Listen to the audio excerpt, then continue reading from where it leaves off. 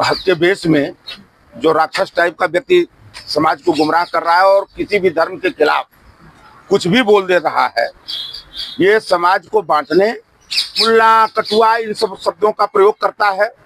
ऐसा व्यक्ति कभी साधु हो ही नहीं सकता। ऐसे राक्षसों को तत्काल जेल में डाल देना चाहिए, जो देश में मानवता से मानवता को लड़ाने का काम कर रहे हैं, धर्म से धर्म को लड़ाने का काम कर रहे हैं, और उसकी आड़ में कुछ लोग अपनी राजनीतिक रोटी जो सेक रहे हैं, ये बहुत बड़ा फ्रॉड है, बहुत बड़ा झूठा है। इतना ही नहीं, दुनिया का हर कुकर्मी है, इसके हर कुकर्मी है। मैं नरसिंहानंद सरस्वती फर्जी बाबा, लतखोर आदमी, लतखोर है वो ऐसा व्यक्ति हमको सर्टिफिकेट देगा कि हम हिंदू फर्जी हैं कि सही हैं। उसके तो पहले का भी चोर है, कोई नया चोर तो है नहीं, चोर भी है वो, मतलब दुनिया का हर कुकर्म भी करता है, महिलाएं लेकर घूमता है। एक महिला तो उसके साथ ऐसी रहती है जो मैं जानता हूँ, उसको जानता भी हूँ कि वो अपना सब कुछ छोड़कर उसको उसकी रखेल बनी हुई है।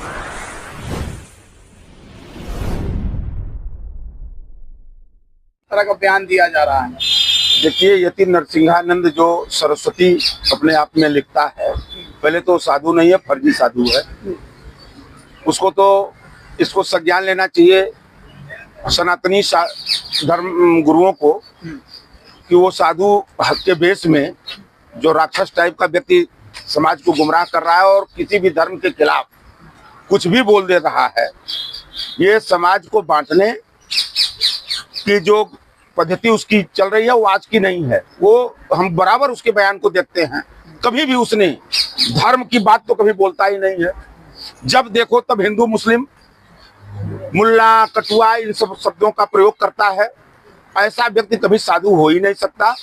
और उसने जो भी पैगंबर साहब को लेकर बयान दिया है और लगातार उस पर, देखिए वो सत्य में ये मानिए कि तो वो मतलब धर्म विरोधी व्यक्ति है। वो न ही सनातनी है, वो किसी के द्वारा वो संचालित होता है और हमेशा हिंदू मुस्लिम के बंटवारे की राजनीति में अपना योगदान वो निभाता है। सर, कुछ लोग तो उनके समर्थन में आ गए हैं ना। देखिए, मतलब कि उस समर्थन में तो आजकल स्थिति ये हो गई है कि पेट में भूख लगी है, उसके लिए अगर कोई आंदोलन करता है तो उसके समर्थन में कम लोग आएंगे। आजकल धर्म के नाम पर लोग भीड़ इकट्ठा कर ले रहे हैं और धर्म की आड़ में जो ये गंदी राजनीति लोग कर रहे हैं, ये देश को कहीं ना कहीं कमजोर बना रहा है। चाहे वो किसी धर्म के लोग हों, मैं मतलब पर्सनली किसी एक धर्म की बात नहीं कर रहा हूँ। हमारे सनातन की आड़ में भी कुछ राक्षस ऐसे घूम रहे हैं, और ऐसा नहीं है कि मुस्लिमों के बीच में नहीं है, वहां भी कुछ लोग ऐसे हैं जो हमेशा टकराव की राजनीति का हिस्सा बन रहे हैं, धर्म का चोला ओढ़कर। ऐसे लोगों को तत्काल सरकार को इस देश की कानून व्यवस्था को संज्ञान लेना चाहिए, और ऐसे लोगों को अगर वो किसी भी धर्म के खिलाफ अगर वो बोल रहे हैं तो उनके खिलाफ कार्रवाई करनी चाहिए। असम के मुख्यमंत्री कह रहे हैं इस्लाम को खत्म हो जाना चाहिए देश से। अच्छा, असम के मुख्यमंत्री इस्लाम को स्थापित किए थे क्या? नहीं, असम के मुस्लिम मुख्यमंत्री इस्लाम। अरे मुख्यमंत्री जी, आपको जनता ने जिस जिम्मेदारी के लिए बैठाया है, आप पहले वो काम करिए, आप अपना काम करिए। लोकतंत्र में मत के आधार पर आप मुख्यमंत्री बने हैं, आपको जनता ने जनमत दिया है, आप जनता के हितों के, जनता की समस्याओं पर काम करिए। कौन धर्म को खत्म होना चाहिए और नहीं होना चाहिए, या आप धर्म के निर्माता हैं क्या? धर्म के ठेकेदार बने हैं कि आपके हिसाब से कौन धर्म रहना चाहिए और कौन धर्म नहीं रहना चाहिए? ये स्वतंत्रता है।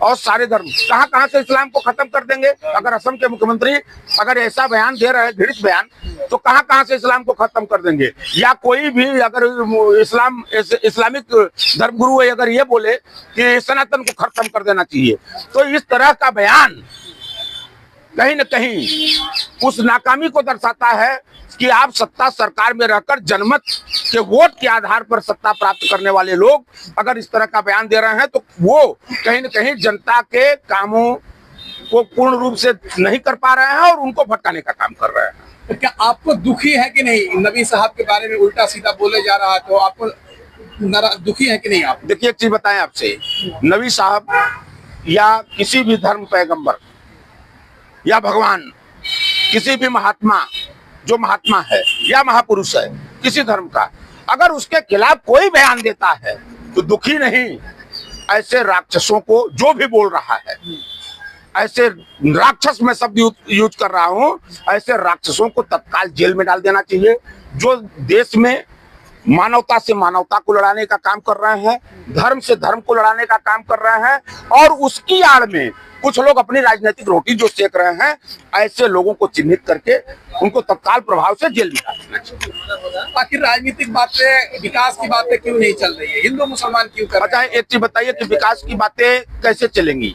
नहीं, जब बड़ी अच्छी राजनीति इसी की आड़ में लोग कर ले रहे हैं, चाहे कोई भी धर्म के लोग, एक बार भी बहुत से ऐसे नेताओं का नाम हमारे उत्तर प्रदेश के सीएम हैं योगी आदित्यनाथ जी, वो भी साधु का चोला पहनते हैं, उनके मुंह से जब देखिए तब हिंदू मुस्लिम की बात निकलती है। कभी भी वो उन मुद्दों पर बात नहीं करते हैं, न कभी शिक्षा पर बात करते हुए उनको आप पाइएगा, न ही कभी रोजगार पर बात करते हुए पाइएगा।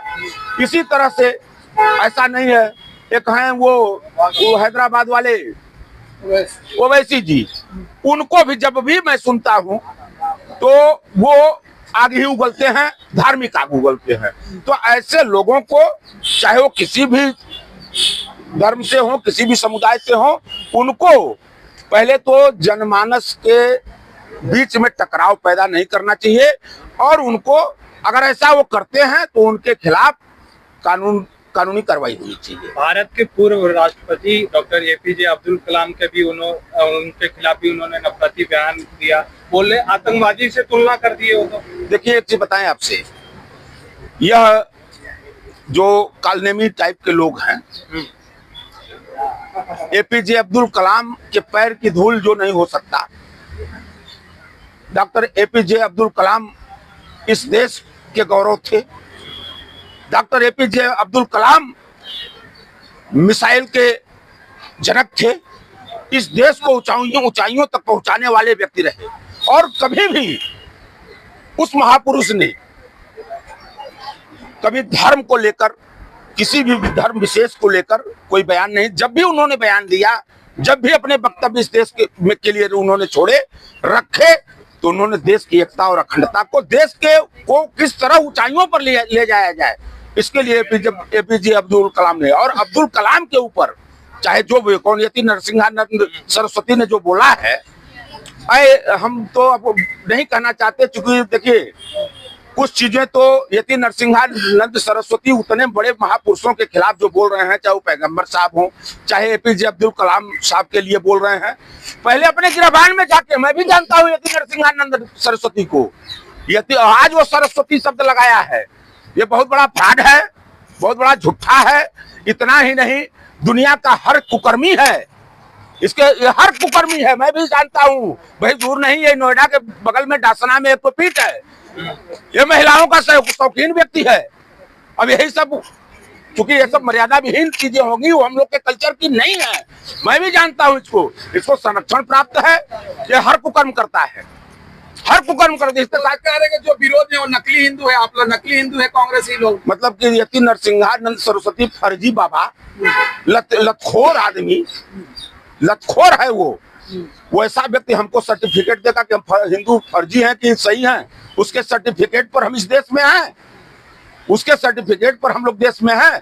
पहले तुम बताओ कि तुम फर्जी हो कि नहीं, अगर फर्जी नहीं हो तो इसको तत्काल, इतना ही नहीं, हमारे जो धर्म गुरु हैं, जो शंकराचार्य जी लोग हैं, उनको भी संज्ञान लेना चाहिए कि ऐसे फर्जी साधुओं पर जो समाज में विद्रोह पैदा कराने का काम कर रहे हैं, उनके ऊपर कार्रवाई करें। गिरफ्तारी क्यों नहीं हो रही किसकी? अच्छा, गिरफ्तार से ज्यादा मुकदमा दर्ज हो गया। देखिए एक चीज बताएं, वो तो पहले का भी चोर है, कोई नया चोर तो है नहीं, चोर भी है वो, मतलब दुनिया का हर कुकर्म भी करता है, महिलाएं लेकर घूमता है। एक महिला तो उसके साथ ऐसी रहती है जो मैं जानता हूँ, उसको जानता भी हूँ कि वो अपना सब कुछ छोड़कर उसको उसकी रखेल बनी हुई है, वो भी साधु ही बनती है, अपने को कहती है कि हम भी साधु ही हो गए हैं। तो ऐसे लोगों के ऊपर कार्रवाई क्यों नहीं हो रही है, इसको आप भी समझ रहे हैं, देश की जनता भी समझ रही है कि इसलिए नहीं हो रही है कि उसको कहीं न कहीं से राजनीतिक संरक्षण प्राप्त है। इस समय चूंकि धर्म की आड़ में राजनीति सत्ता के लोग कर रहे हैं और उस धर्म की आड़ की राजनीति उसकी कवच बनी हुई है, इसलिए वो बचा है। नहीं तो निष्पक्ष अगर सरकार होती तो ऐसे धर्म के खिलाफ बोलने वालों के ऊपर, चाहे किसी भी धर्म के खिलाफ बोलने वाले के ऊपर तत्काल कार्रवाई करती और उनको जेल डालने का काम करती।